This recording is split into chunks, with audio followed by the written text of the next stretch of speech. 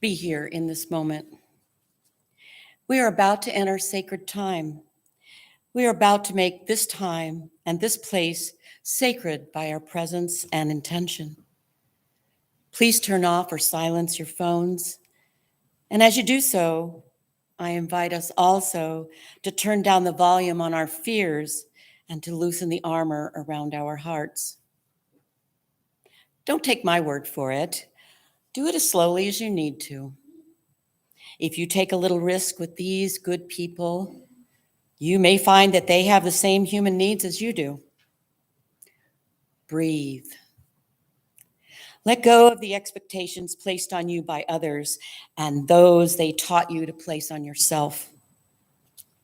Drop the guilt and the shame, not to shirk accountability, but in honest expectation of the possibility of forgiveness. Let go of the thing you said the other day. Let go of the thing you dread next week. Be here in this moment. Breathe here. Mary's going to play the prelude today, Old Lang Syne, and we invite you to sing along. Those of you here, as long as you remain masked, and those of you at home, sing along with gusto.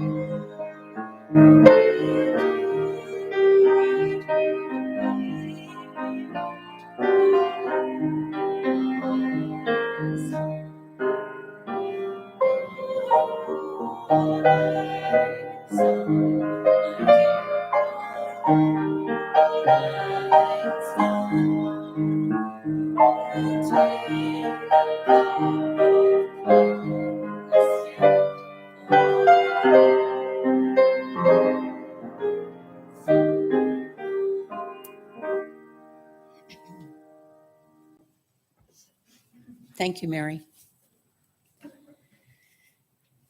Our chalice lighting reading today is by Lisa Doig. For the new year, just days old, beginning today, always beginning, we light our chalice, symbol of faith, perseverance, and hope, in astonished thanksgiving and irrepressible praise.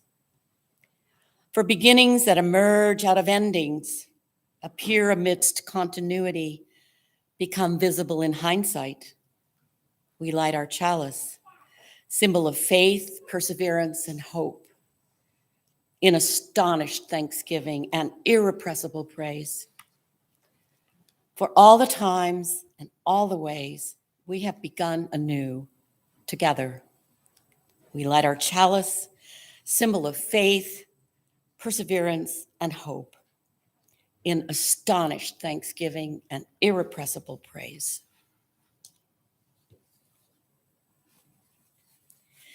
Good morning and Happy New Year to all of you here in the chapel and all of you online on our YouTube channel. I'm Cynthia Hopkins, your worship leader today, and I'm really happy to be here with you. Welcome everyone to Eastrose Fellowship Unitarian Universalist. If you are visiting us for the first time, we are really glad you're here, and we will hope to see you back with us soon. One of the first things I want to do this morning is acknowledge the lands where our fellowship gathers and that are home now to our widespread communities. Going back at least 13,000 years, these lands were the traditional village sites of the Multnomah, Wasco, Wishram, Cowlitz, Cathlamet, Clackamas, bands of Chinook, Tualatin, Kalapuya, Molalla, and many other peoples who made their lives here.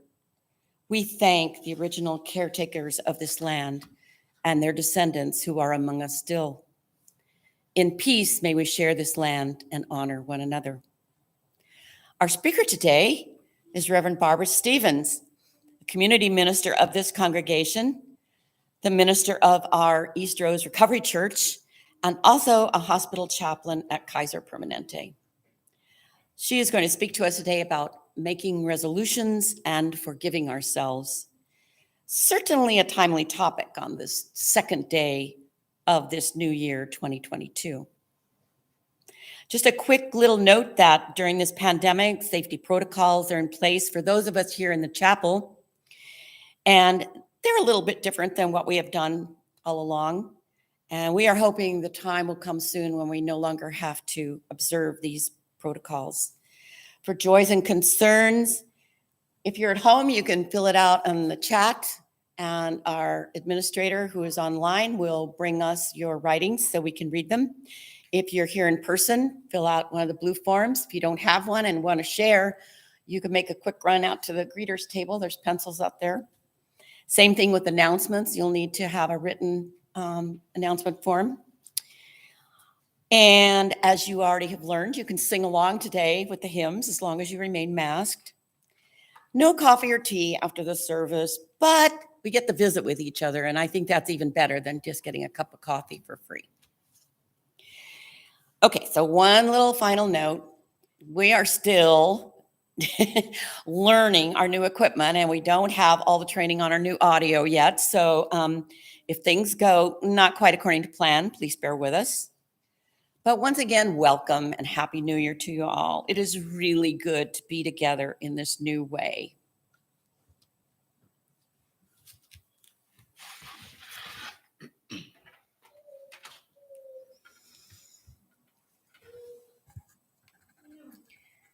Our opening words today are from Lois Van Leer. Let go of all that binds you, of all that burdens you, of what you carry, of all that shames you, of fear, of trespasses and transgressions, of woundedness. Let go of guilt. Let go of anger, Let go of small-mindedness and pettiness, of ways of being that no longer work for you, of compulsions that consume your living.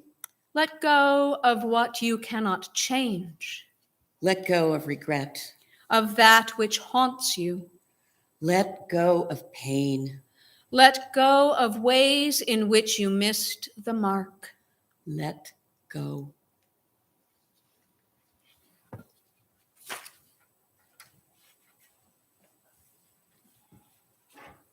I will play this all the way through first because it's not that familiar.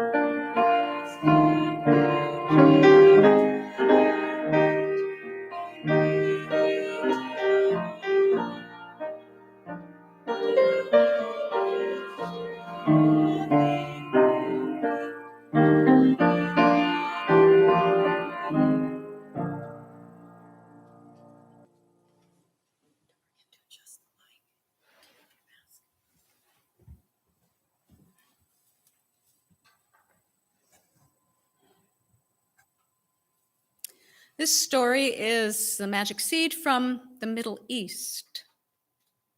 There once was a poor man who couldn't make enough money to feed his family. So one day he slipped behind the baker's business and found some bread in a bin and took it. And as he was coming out of the alley, hiding his bread under his tattered cloak, a soldier saw him and grabbed him and said, "The punishment for stealing is death." And he took him away to the king, to the palace where the king was meeting with his courtiers and his vizier. And the soldier told the story of finding this poor man who had stolen the bread. And the courtiers all said, "The punishment for stealing is death." And the king agreed. And the king said, "Take him away into the dungeon to await his execution." Well, as he was being pulled out of there, the poor man stuck his hands in his pockets and he found a seed there that he had forgotten about. And it gave him an idea. So he cried out to the king, "Your Majesty, wait, please. I have something I must tell you. There's a family secret that I must pass on to you. Please listen." Well, the room became totally silent. No prisoner had ever done such a thing before. But the king said, "All right, tell me." The man pulled the seed out of his pocket and held it so the others could see it. He said, "This is a pomegranate seed, but it is magic. It has been in my family for generations. If you plant it in the morning of one day, by the next day, there will be a plant fully formed with fruit ready to pick. The only thing is that to make it work, you must plant it only if you are someone who has never told a lie or done anything wrong in your life." Again, the room was silent. The courtiers all looked down because every one of them remembered things that they had done that were not so good. The vizier remembered having sent innocent men to the gallows. And the king remembered that when he was a child once, he stole a jeweled knife. None of them could take that seed and plant it. Finally, the man said, "So none of you have lived a life of perfect goodness. You have all done something that you are ashamed of. Yet you would send me to death for stealing some bread to feed my hungry family." The king said, "You are right. The punishment does not fit the crime." And he let the man go free. And after the man was gone, he and his courtiers got together and rewrote the penal code. Or at least that's how I like to think of the ending.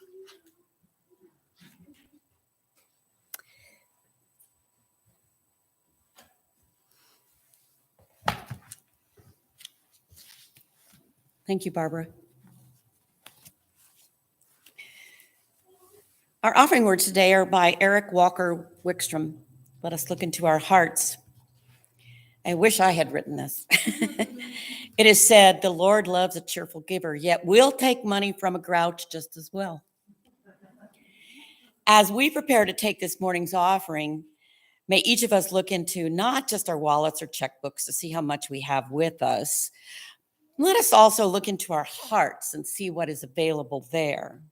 How much love, how much generosity, how much faith, how much gratitude, how much hope.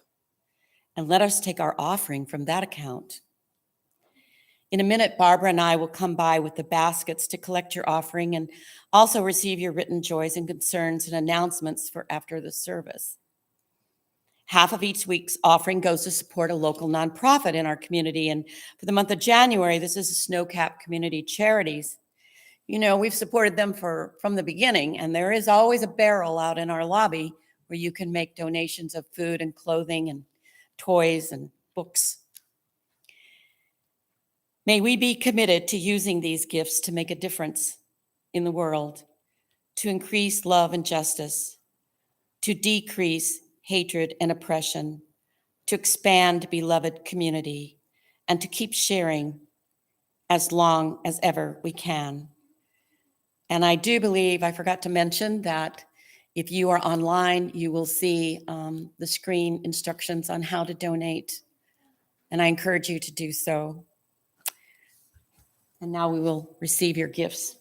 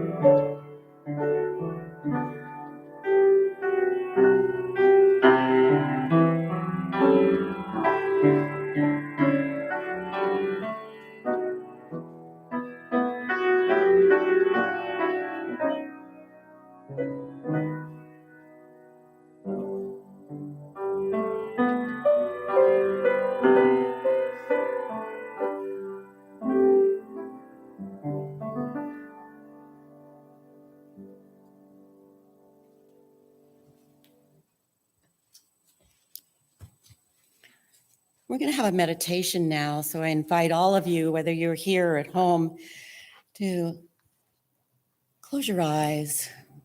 If you're comfortable doing that, put your feet on the floor. Take a deep breath. Exhale. This meditation is for a new year, written by Amanda Popey. My friends, we have arrived. We are here in this new year. We have crossed the boundary of time into the next year with all its resolutions and plans and schedules ahead of us. Let us pause for just this moment before we move boldly onward. Let us pause to hear the breathing of those around us, to feel their presence in this room, to know their presence in our lives. Let us pause to consider the trees their branches stripped bare, their elegant architecture on display. Let us pause to feel the spirit of life and love that ties us to each other, that winds its way through our very bones and settles in our hearts. Before we move forward, armed with resolutions that will shortly be forgotten in the day-to-day of living, let us notice what it is that remains every year, every day, what exists beyond schedules and months, beyond time. It welcomes us to life, not just at the start of the year, but every day. And let us answer, Amen.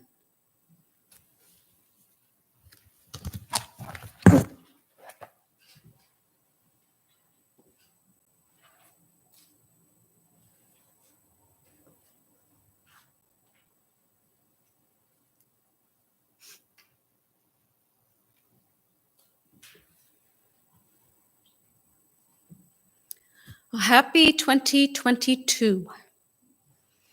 It is a new year with lots of promise.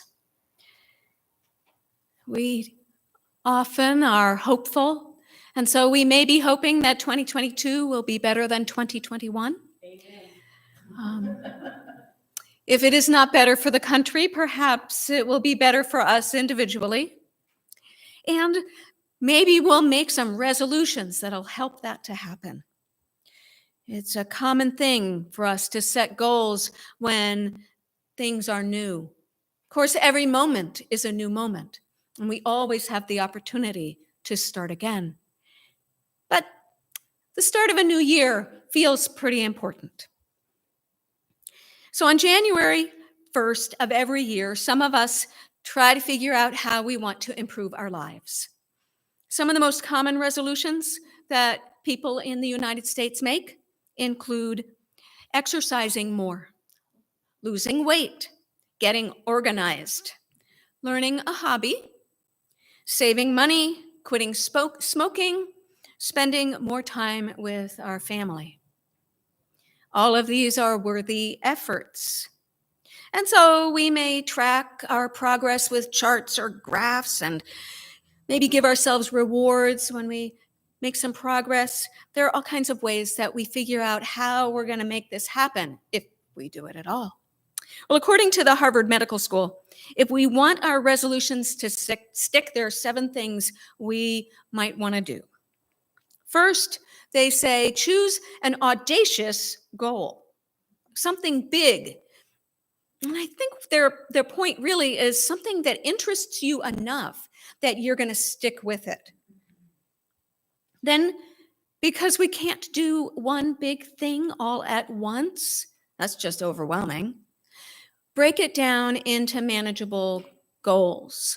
So figure out what's the first step, then the next step, and take them one at a time. Then they suggest you consider what keeps you from succeeding at this goal. If you've made a resolution, it probably means it's something you haven't done in the past. So what's gotten in your way?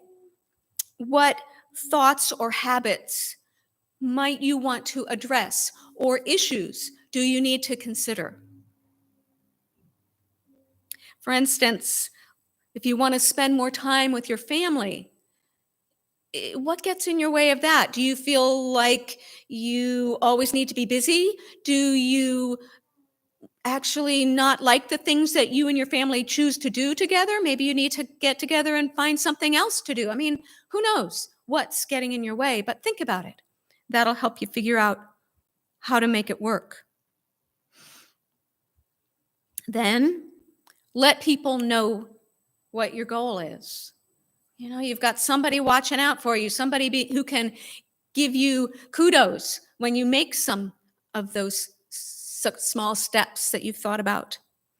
And you can make that as simple, like tell one person or post it on Facebook, whatever works for you. But get other people involved. And be sure to celebrate those small steps that you make. Don't just wait till the end of the year thinking, I'll reward myself when it's all done. And on the other hand, succeeding can be its own reward, but we still like to recognize when those things happen. So do it all along and ask someone else to cheer you on. Then, similarly to thinking about what gets in your way, think about times you've tried to do this in the past.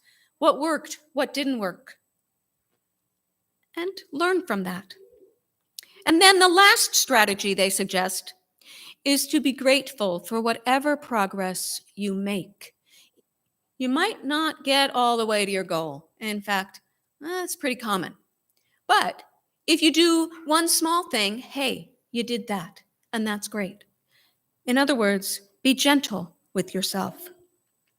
So that last step is really what I want to address today. Being gentle with ourselves, forgiving ourselves. And in fact,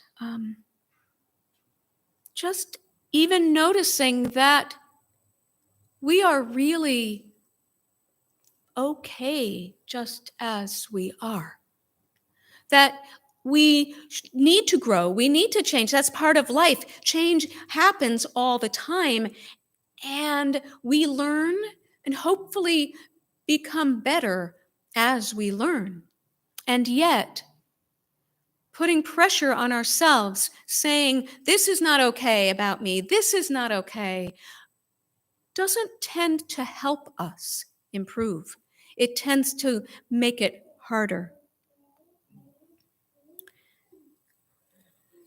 In fact,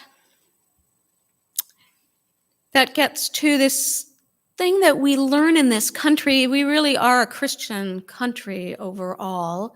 We learn that we are not good to start with, and we need to do better all the time. And unless we're good, we get punished. And yet, with those punishments, instead of saying, oh, right, I get it, I'll change, we actually tend to continue to do that and get punished over and over, which doesn't work for kids too well, and it doesn't work for us as adults. Whether we're punishing ourselves by getting down on ourselves and our heads with those thoughts that say, I'm not worthy, or, oh, you messed up again, or however we do it, it doesn't work. So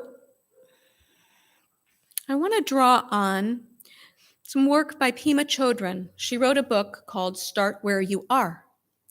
In it, she talks about how we really are just one breath away from being awakened.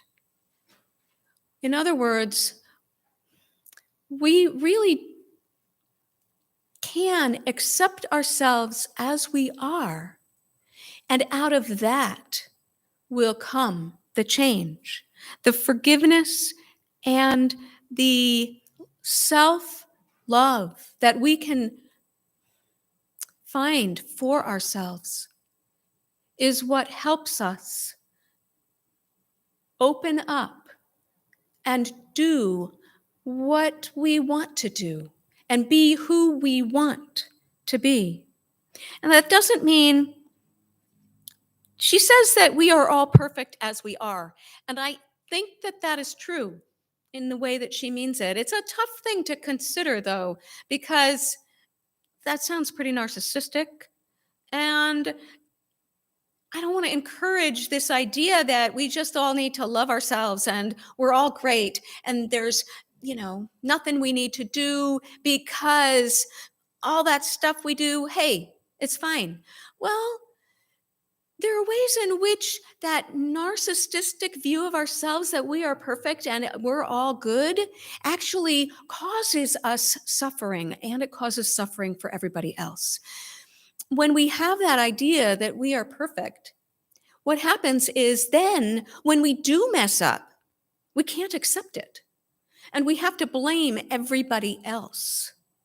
So we project all of our stuff on the world, get angry at the world, and act out, which is really awful for the world, but it's awful for us too, because we don't end up getting what we want. So being perfect doesn't mean we can't do wrong or we can't hurt ourselves or others. What it means is that we are who we are meant to be in this moment, because that's who we are. And we can start from that place and love that place where we are, who we are, because we can see the wounds that may cause some of us to act out in ways that we don't like or that hurt others or hurt ourselves. We can see that in us and accept it and love that part of us that has hurts. And each moment is a new moment. So we have the opportunity to make a change with each moment, to start fresh. So we mess up. Well, there may be consequences. There may be consequences for ourselves, and we might need to address that. Like feeling guilty or ashamed. Okay, we feel that. We notice that. And there are consequences for other people. You know, did we do something that caused damage of some kind? Okay, we do our best to address it. And then that's part of the next step. And after that, there is the picking ourselves up and moving forward and setting intentions, kind of like resolutions, to do the best we can in the future. But we're not going to do any of that if we can't be honest with ourselves. If we can't look at our inner being and see all of the ways that we hurt, all of the ways that we make mistakes and misjudge and see what is not really there, but misinterpret reality, misinterpret what people say to us, and do things that are hurtful. We might even cringe at the memory of some of what we've said or done. Sometimes I do.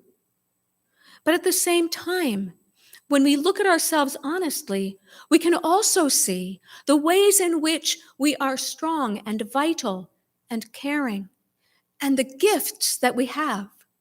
And we might also see that some of the ways that we mess up or some of the things we don't like about ourselves came out of the ways that not just we were wounded, but some of the gifts we have. Like, if we don't spend enough time with our families, for example, it may be that part of that is because we're responsible and we really want to support them and take care of them financially. Or it's because we see needs and we're taking care of other people in the community, volunteering, whatever that might be. And that's not bad.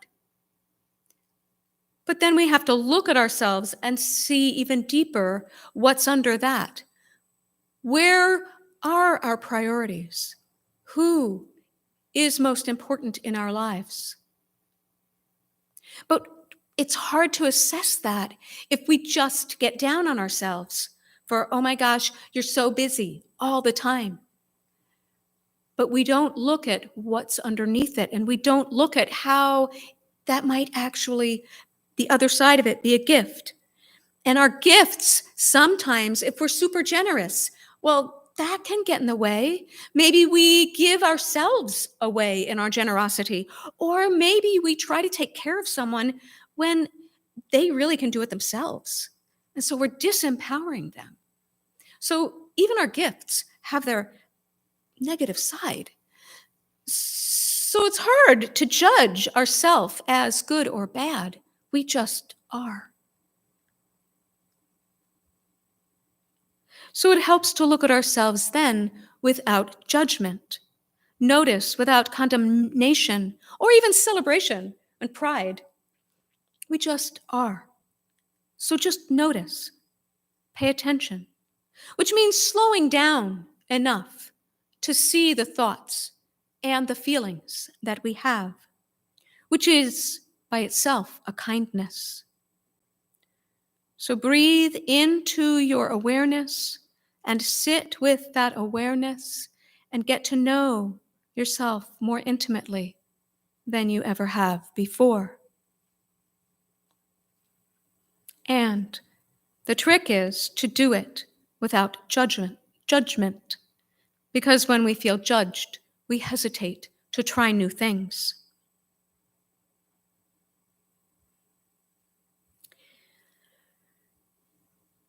So, if we can look at ourselves without judging and see ourselves as we really are, we can begin perhaps to see ourselves as sacred. And that is the perfection. See the beauty that is there. For children, it's not this growing into awakening or growing into being our best selves is not about changing anything in us. It's about discovering that sacred part of us, that compassionate heart that already is there. We just need to live into it. The paradox is that as long as we're not awakened and we don't see, we don't look, we're going to act out of our suffering, and that's going to cause pain. So she says that the best way to reach that state of awakening is to seek the treasure within, which reminded me of the story of the Jew of Krakow, the rabbi, who didn't know he had a treasure in his own home. Once a poor rabbi dreamt over and over about a treasure in Krakow in Prague under a bridge. So one day he woke up after this dream and finally said, okay, I'll go to Prague and I'll look under the bridge and I'll find the treasure. So he goes to Prague and he sees the bridge of his dream and he's going to go underneath, but he notices there are lots of guards there and he's a Jew. If he goes looking under that bridge, he's probably going to get in trouble. So he hangs back and he watches and he waits, thinking there might be a chance that he can go and sneak under the bridge without being seen. But he doesn't discover a chance to do that all day. Well, he sleeps that night in Prague and goes back in the morning. And again, he watches and he waits and doesn't see any time that he can sneak under there. Well, by afternoon, one of the guards has noticed him and he comes over and says, what are you doing here? And the rabbi says, thinking to himself, well, how do I keep from getting in trouble here? And decides to tell him the truth about his dream. So he tells the guard his dream, and the guard laughs. You fool, he says. You came all the way out here because of a dream? Dreams are meaningless. Why, I'll tell you about my dream. I've been dreaming about this rabbi in Krakow who's got a treasure under his stove. But you don't see me heading off to Krakow looking for that treasure. Go on home wherever you're from and just forget about your dream. So the rabbi did as the guard said, and he went home. But he did not forget about his dream. He pushed his stove aside and dug underneath it. And finally, his shovel hit something hard. And when he looked and took the dirt away, he found a chest filled with coins. So that we already have within us what we need to become our best selves. The treasure is already there. Of course, we usually have to go far afield before we figure that out. But there it is. And if we can see that treasure, we can live without judgment, which is where the story of the magic seed comes in. All of us have done things we're not proud of, or at least I have. And some of them I have done more than once. The magic story reminds us that we can't really judge others because we are not perfect ourselves. It reminds us to be forgiving and compassionate. And I think to change the laws that we create so they give us the freedom to do what is right, not just what is lawful. So we can give ourselves the gift of non-judgment. We can be kind and forgiving to ourselves. And if we can do that, then it becomes easier for us to be non-judgmental and kind and forgiving to others. Again, this requires honesty. The officials and the king and the vizier in that story could have refused to acknowledge their faults. One of them may have taken the seed, pretending to have been perfect without past misdeeds. Unfortunately for the poor man, they all stopped to examine their hearts and spirit, and they were honest about what they saw, at least with themselves. But children would say they were also perfect. How does that compute? Well, as we said, perfection doesn't mean that everything we do is right or good, that we never make mistakes. It means we are who we need to be in this moment, as awake as we can be, as mindful and as honest as we can be. And we learn from what we've done, and we make amends. In the way that I reframed the story by ending it with them rewriting the laws, the king and the officials learned something from what happened and made changes. But they would not have done that if they hadn't honestly looked at who they were and what they had done. Being honest means recognizing our vulnerabilities and our imperfections, and not only accepting them, but embracing them. And so that's why it's important to be gentle with ourselves. And we also need to be able to sit with discomfort. To notice our thoughts and our feelings doesn't mean to make the things we don't like go away. It means to accept them, to see them, to know them, to care about them. And that means we have to even sit with our cringing and say, oh, there you are. I see you. In that seeing often comes a letting go. Sometimes our worries come round and round and round, and it takes letting go over and over. Yet as we are open and as we see what is there, it becomes easier and easier. If we can do it without judging, it's easier and easier to let it go. So notice the sadness, the anger, the frustration, the confusion, whatever lies within us. Don't try to stop those feelings from existing or turn them into something else. Children tells us that if we notice without judgment, our thoughts and feelings will fade because we'll be able to release them and let them go. Our thoughts and feelings are just stories we tell ourselves. They are beliefs we have. They are not reality. Observing them is enough. But the more we notice our suffering without trying to push it away, the easier it is to transform that suffering.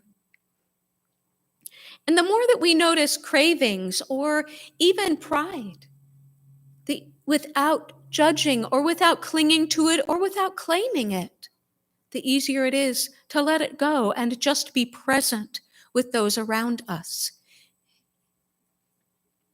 If our goal is to spend more time with our family, maybe one of the first things that we need to do is learn to be present to them and present to the moment. So this is why I think forgiveness is the crux of resolution. because until we can forgive ourselves, it's hard to forgive others. Until we can be compassionate with ourselves, it's hard to be compassionate with others. And it's hard to allow ourselves to be who we are and let that go so we can move into who we want to become. And besides, if we're not fully aware of who we are, we're not really here right now. We're not fully alive. So we won't be able to awaken into that truth of self and reality that children talks about. And so we'll keep causing suffering for ourselves and others, which of course makes it hard to follow through on our resolutions. So Children has written this book, Start Where You Are, that outlines one process of change. So she talks about realizing that all is illusion, about letting go of our ideas about reality, and indeed letting go of all of our beliefs. And being and living and becoming and knowing that life is a paradox, and we have to sit in that tension. But it can be very simple. Children writes, "We are one blink of an eye away from being fully awake." So it could happen for any of us at any time. And yet, we kind of need to cultivate that. Most religions have developed paths toward this awakeness, enlightenment, this idea of becoming more pure in some way or open. Children describes 2 forms of meditation she suggests you practice, and she suggests that we reflect on specific Dharma teachings. So you can get her book and follow her path, which might be a good resolution for change for this year. But as I said, there are many paths, many ways to find freedom and kindness, and even making goals and setting up charts and plans and taking those little baby steps. That's one way. But remember, the treasure is already within us. And the secret to finding it is to practice non-judgment. It doesn't matter how often we need to start over. We actually need to start over every moment. It only matters that we wake up enough that we can notice who we are and what we've done. Because in the noticing lies the opportunity for change. Unless we notice that we are thinking and making up stories and believing them, we cannot free ourselves and start again. But, if we don't notice for a long time, that's okay too. No reason to beat ourselves up for that either. The moment we notice that we have not noticed, we have the opportunity to start again. And may it be so.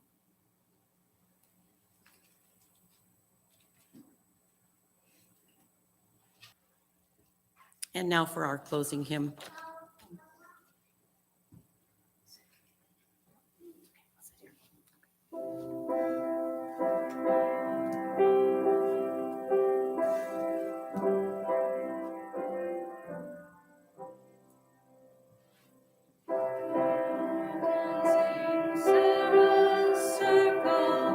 We are dancing Sarah's circle.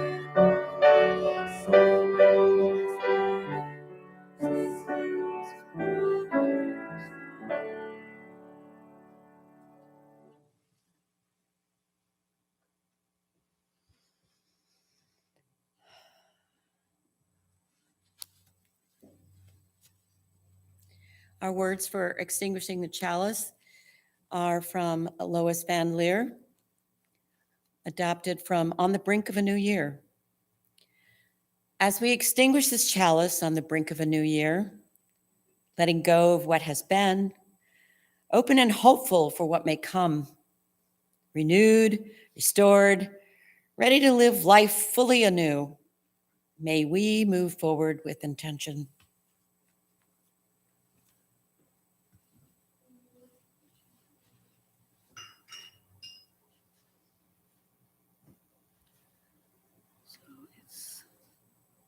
All right. Indeed, may we move forward, each moment new, starting again and again as we need, and may we create joy for ourselves and those around us, and may our world, yes, in this new year be blessed.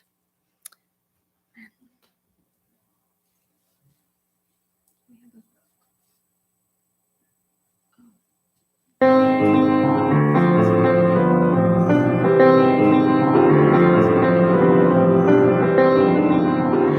see trees of green, I see red roses too. I see them bloom for me and you. And I think to myself, what a wonderful world, what a wonderful world. I see skies of blue, and clouds of white. The bright, blessed day, the dark, sacred night. I think to myself, sacred night, what a wonderful world. What a wonderful world. The colors of the rainbow, so pretty in the sky, are also on the faces of people going by. I see friends shaking hands, saying, how do you do? They're really saying, they're really saying, I hear babies cry, I watch them grow. They'll learn much more than I'll ever know. And I think to myself, what a wonderful world. What a wonderful world. What a wonderful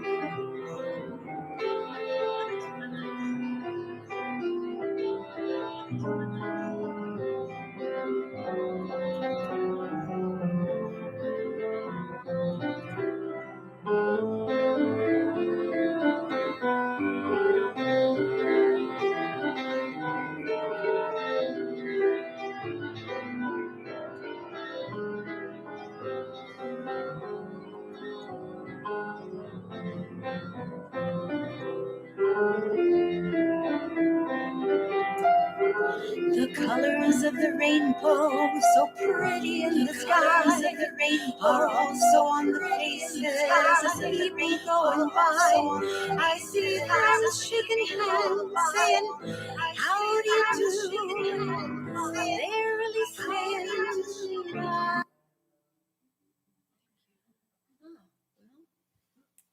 As we announced earlier, sometimes there are glitches. I'm sorry about that because that's a lovely piece from the Ten Ikes, and we could hear Tom playing the piano and we could hear Katie singing, and that was nice. So we're going to deliver a couple of announcements. First of all, I want to thank everyone involved in today's worship service, Reverend Barbara, Mary Reese, Patty Walsh, Jan Applin. Takes a lot of work to put these on, and at least we got to hear the version correct yesterday in rehearsal. Never know, it's always a surprise.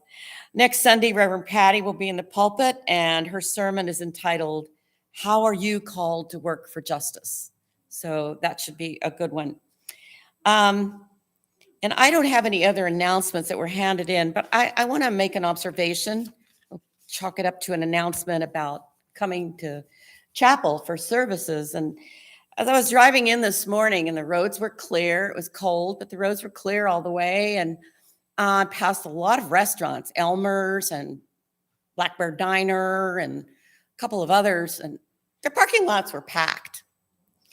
And so I just want to say to those of you at home who might be concerned about coming in to service in person, it's a lot safer here and in those restaurants where all the people are eating and drinking and talking with their masks off. They're not social distance. We are. We're all vaccinated. We're all wearing our masks unless we're up here speaking.